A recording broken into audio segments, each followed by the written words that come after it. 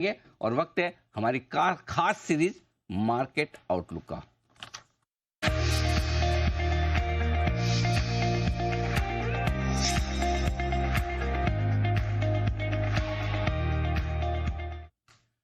आज हमारे साथ कार्यक्रम में शामिल हो रहे हैं एक बेहद खास मेहमान, एडलवाइज म्यूचुअल फंड के प्रेसिडेंट और चीफ इन्वेस्टमेंट ऑफिसर इक्विटीज के त्रिदीप भट्टाचार्य साहब। भट्टाचार्य साहब, बहुत बहुत स्वागत है आपका। धन्यवाद हमें समय देने के लिए। बस नमस्कार सर। नतीजे बहुत नज़दीक है चुनाव के, जरा उसी से एक बार आप शुरुआत करते हैं। क्या बाजार मानकर चल रहा है, किस तरह के नतीजे आप ये कहेंगे कि 23,000 की निफ्टी पर प्राइस इन है? अच्छा सवाल। आपके शो में मुझे बुलाने के लिए बहुत बहुत धन्यवाद। मैं ये कहना चाहूंगा कि अगर बीजेपी एंड अलाइज टोटल अगर नंबर देखें, अगर ये आंकड़ा 300 से 350 के बीच में रहता है तो मेरे ख्याल में ये ब्रॉडली फैक्टर्ड इन है। अगर ये आंकड़ा 350 के पॉजिटिव चला जाता है, या जितना पॉजिटिव जाएगा उतना मार्केट के लिए शॉर्ट टर्म पॉजिटिव फिलिप होगा कि ये स्ट्रॉन्ग मैंडेट मिला है। और दूसरी तरफ अगर इन दोनों को मिला के आंकड़ा 300 से नीचे आता है तो शायद आपको नेगेटिव रिएक्शन देखने को मिलेगा। ये मेरे ख्याल में 1 वीक या 2 वीक मान लीजिए इसकी अवधि है जो मैं कह रहा हूँ उसका, उसमें आपको ऐसा एक रिएक्शन मिलेगा। बट अल्टीमेटली इन्वेस्टमेंट जो है, अगर वो long term point of view से देखें तो ये एक छोटा सा पड़ाव है, ऐसा देखना चाहिए, rather than getting worried about ये आउटकम क्या होगा, उससे कितनी चेंजेस होंगी। बट अगर आप पूछें कि क्या आउटकम आ सकता है, उसका क्या रिएक्शन, तो मेरा मानना ये है जो मैंने आपको कहा। 300 से 350 के बीच में एनडीए की सीट्स आती है तो कमोवेश बाजार डिस्काउंट करके चल चुका है। 350 से ज़्यादा आएगी तो और बढ़ेगा, 300 से कम आने पर थोड़ा कमज़ोर हो भी सकता है। ऐसे में आप क्या स्ट्रेटेजी लेकर चल रहे हैं सर? क्या आप फंड में फुली इन्वेस्टेड लेकर चल रहे हैं, या फिर अगर इलेक्शन के बाद कहीं कोई एक मौका बन जाए, गिरावट हो, तो उसके लिए कैश रख रहे हैं अपने पास में? एज ए फंड मैनेजर क्या स्ट्रेटेजी है? इसमें थोड़ा हमारा बैलेंस्ड अप्रोच है। हम लोग कम कैश ज्यादा लेके चलते नहीं है, बट बेसिकली थिंकिंग ऐसी है। देखिए, बीजेपी एंड अलाइज 270 या 280 प्लस अगर हो तो जब उनको पूर्ण बहुमत मिल जाएगी तो जो भी एक पॉलिसी कंटिन्यूटी की हम बात करते हैं वो बरकरार रहेगी। और जब तक वो बरकरार है तब तक हमारी जो अर्निंग्स ग्रोथ की स्टोरी है हमारी वो चलती रहेगी। और वापस फोकस ये इलेक्शन अनसर्टेनिटी से जाकर के अर्निंग्स पे आएगी। और जब बात अर्निंग्स पे आती है तब बेसिकली एक मतलब 5 ऐसे चीजें हैं जो अभी आज के देश में हैं, जिसका कि इलेक्शन से कोई दारोमदार नहीं है। मतलब कोई कौन आए, जो भी आए, ये 5 चीजें चेंज नहीं होती। उसमें सबसे पहला जो क्या बोलते हैं एरिया है, वो है जो इंडिया की जो कैपेसिटी यूटिलाइजेशन है, इंडिया की सारे फैक्ट्रीज को मिला करके वो करीबन 78-79% पहुंच गई है। ऐसा जब भी कोई इकोनॉमी में पहुंचता है तो हमने देखा गया है कि एक कैपेक्स साइकिल देखने को मिलता है। तो अगर अच्छे बहुमत आएगी, पॉलिसी कंटिन्यूटी रहेगी, तो ये कैपेक्स साइकिल का एम्पलीट्यूड और स्ट्रॉन्ग होगा। अगर पूर्ण बहुमत या थोड़ा कम होता है तो हो सकता है कैपेक्स साइकिल उतना स्ट्रॉन्ग ना हो, लेकिन इन सम शेप और फॉर्म एक कैपेक्स साइकिल आना तो जरूरी है। वैसे ही अगर आप रियल एस्टेट सेक्टर को देखें तो पिछले 12 साल के बनिस्बत अभी जो इन्वेंट्री है, इन सारे बिल्डर्स का अगर आप पूरे देश में इन्वेंट्री जोड़ करके देखें तो ये 12 ईयर लो है। ऐसे सिचुएशन में चाहे नॉर्थ ब्लॉक में कोई भी पार्टी आए, ये एरिया जो है रियल एस्टेट और रियल एस्टेट रिलेटेड एरियाज में आपको एक 5 से 7 ईयर का अप साइकिल देखने को मिलेगा, जो कि हम उसके समय बीच में है। तो ये हो गई दूसरी बात। और तीसरा मैं जो आपके सामने रखना चाहूंगा पक्ष की, अगर आप डिफेंस देखें तो डिफेंस एक ऐसा एरिया है जहां पे जितने ऑर्डर्स अभी तक आ चुके हैं उसी को एग्जीक्यूट करने जाए तो अगले 4-5 साल के डबल डिजिट ग्रोथ कुछ कंपनीज में आ सकते हैं। तो अब इन इलाकों में कुछ स्टॉक काफी चल गए हैं, तो थोड़ा सा सिलेक्टिव होने की दरकार है, स्टॉक सिलेक्शन की दरकार है। बट एरियाज जो है वो इसी एरियाज में मेरे ख्याल में अर्निंग्स दुरुस्त रहने के आसार हैं और पैसे बनने के भी आसार हैं अगले 3 से 5 साल। 3 से 5 साल तक का व्यू है तो फिर कोई चिंता की बात नहीं, लेकिन हाँ, इलेक्शन के हिसाब से अगर आप प्लान कर रहे हैं तो थोड़ी पोजीशन आपको करनी पड़ेगी। चुनाव के नतीजों से चलते हैं सर, कंपनी के नतीजों की तरफ आते हैं। तिमाही नतीजे चल रहे हैं, चौथी तिमाही के रिजल्ट सीजन जोरों पर, अब तो खत्म होने की तैयारी में भी है। पूरा रिजल्ट सीजन कैसा देखा है आपने, क्या आपके ऑब्जर्वेशन हैं? और दूसरा ये कि भाई किसके नतीजे आपको अच्छे और किसके खराब दिख रहे हैं? इसको मैं अगर कुछ शब्दों में समराइज करूं तो one step forward for manufacturing industrial companies, one step backward for consumption, ऐसा कहूंगा। सो जो मैन्युफैक्चरिंग ओरिएंटेड कंपनीज हैं उनके नतीजे अच्छे आए। कुछ कुछ जगह में हम लोगों को अर्निंग्स अपग्रेड 10% से ज्यादा देखने को मिले। On the other side consumption related जो नतीजे हैं, कंजम्पशन रिलेटेड कंपनीज के नतीजे हैं, वो हमको थोड़े से सॉफ्ट देखने को मिले। आईटी और जो एक्सपोर्ट ओरिएंटेड अर्निंग्स है वो इस क्वार्टर में थोड़े से दबे हुए मिले, पर वो शायद बाउंसिंग अराउंड द बॉटम मैं कहना चाहूंगा ओवरऑल। अगर कुल मिला के देखें तो टू फेज है ये अर्निंग सीजन, थोड़ा मैन्युफैक्चरिंग लेट है, थोड़ा कंजम्पशन में वीक है। मॉनसून एक आसार है कि कंजम्पशन में थोड़ी सी शायद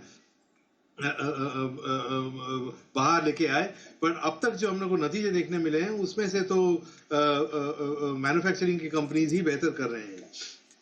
ओके, मैन्युफैक्चरिंग के नंबर्स ज़्यादा बेहतर, ज़्यादा मजबूत नजर आ रहे हैं त्रिदीप सर को। सर कुछ आपके फंड से इंटरेस्टिंग उस पर मैं आपसे जानना चाहता हूँ। एक आपने हाल ही में फंड लॉन्च किया था, रिसेंटली लिस्टेड आईपीओ को लेकर फंड है, जरा समझाएं ये किस तरह का फंड है और क्या किस तरह के इन्वेस्टर्स के लिए सूटेबल है? ये हमारा, इसको आप थीमेटिक फंड कह लीजिए या फॉर क्या बोलते हैं एक्सपीरियंस्ड इन्वेस्टर्स के लिए फंड्स हैं, ऐसा कह लीजिए। बट होता ये है कि जब एक रिटेल निवेशक आईपीओ में इन्वेस्ट करता है तो इतना बड़ा ओवर सब्सक्रिप्शन हो जाता है कभी कभी कि उसको एलोकेशन मिलना मुश्किल हो जाता है। तो हमारे ये रिसेंटली लिस्टेड आईपीओ में जो 100 आईपीओ है रिसेंट, उसमें हम इन्वेस्ट करते हैं। तो बिकॉज क्योंकि साइज थोड़ा ज्यादा है, इससे एलोकेशन के चांसेस बेहतर हो जाते हैं। एंड प्लस इंस्टीट्यूशनल सेटअप में जो हमारी सिलेक्शन मैकेनिज्म है, जिसके चलते हम सारे आईपीओ को नहीं लेते हैं, उसके चुनिंदा कुछ चुनिंदा शेयरों को ही लेते हैं, उससे एक सीव कह लीजिए, एक बेटर सिलेक्शन हो जाता है। तो थोड़ा सा नुआंस इन्वेस्टर के लिए ये ऑफरिंग है।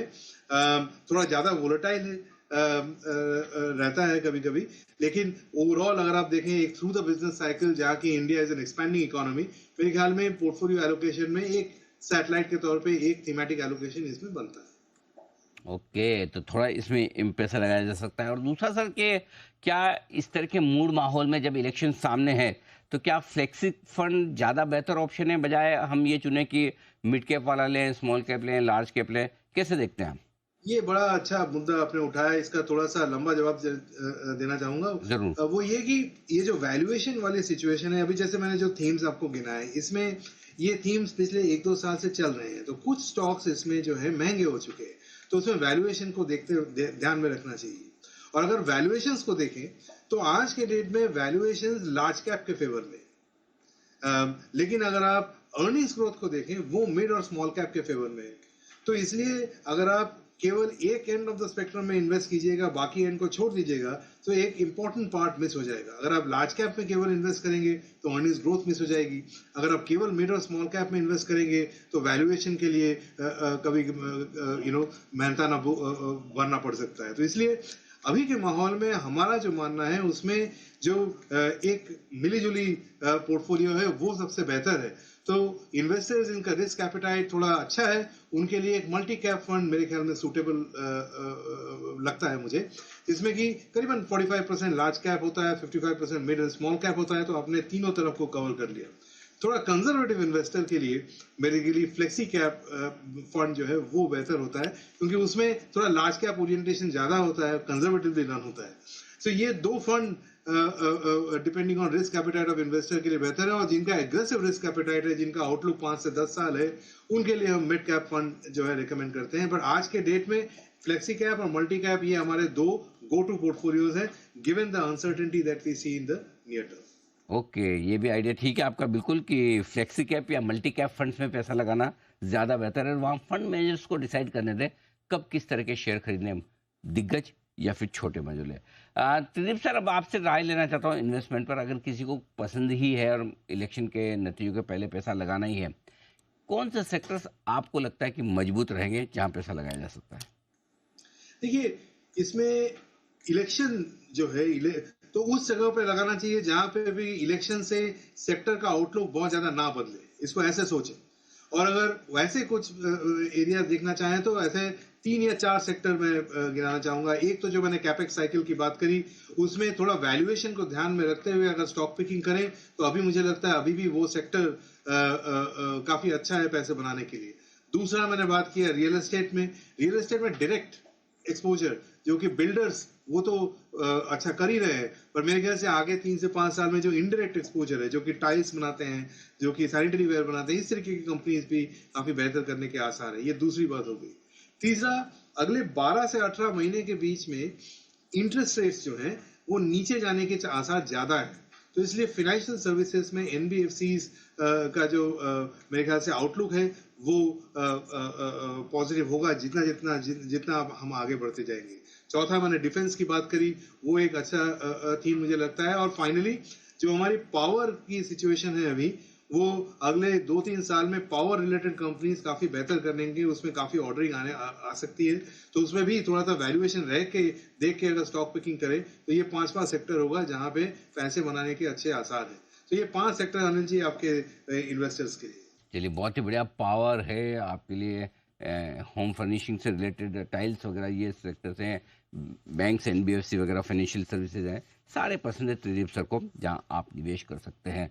सर बहुत बहुत धन्यवाद आपका समय देने के लिए और विस्तार से हमारे दर्शकों से बातचीत करने के लिए बाजार के डायरेक्शन के बारे में। त्रिदीप भट्टाचार्य साहब, CIO equities Edelweiss mutual fund, और यहाँ पर बाजार एक बार फिर से रिकवरी के मूड में आ रहे। दीप, वाह शानदार रिकवरी है ये। अच्छी है ये। नीचे